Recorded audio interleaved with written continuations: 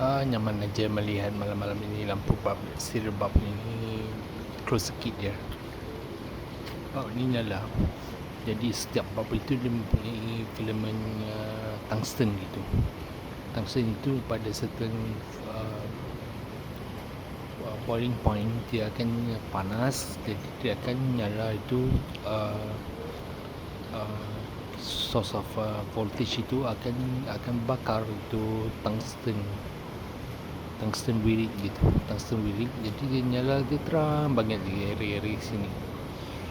Jadi nyata ya, sekiranya satu bab itu burn, artinya close circuit ni dia merupakan 3 wiring gitu. 3 wiring artinya sekiranya dia burn salah satu bab, dia akan burn bab itu saja.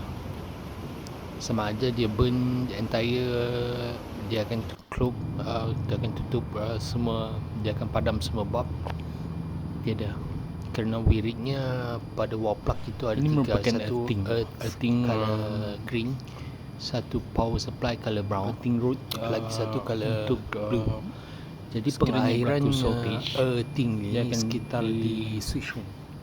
earthing ke sini. Jadi sekarang earthing yang kiranya begini kira-kira paksi voltage Y dengan paksi X sekiranya gitu. berlaku short Dia circuit, begitu dia linear, dia akan di earthing ke di sini. looping di Jadi source of water itu banyak ada mosquito. Jadi kawasan ni banyak mosquito kerana dia dekat dengan drainage.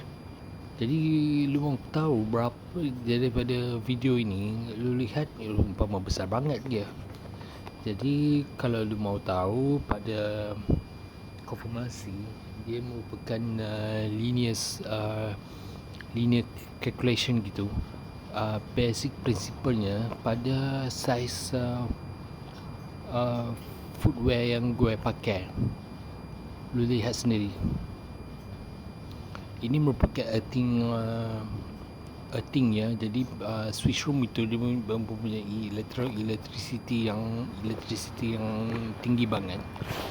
Jadi lu lihat sendiri pada paksi Y dengan paksi X sekitar 1 foot gua dia punya size. Jadi earthing dia dekat dengan drainage. Jadi drainage ni banyak mosquito. Sekiranya berlaku shortage, confirm mosquito tu mati, kematian gitu. Keturunan mosquito akan kematian. Ya, begitulah kuasa voltage ya. Terima kasih.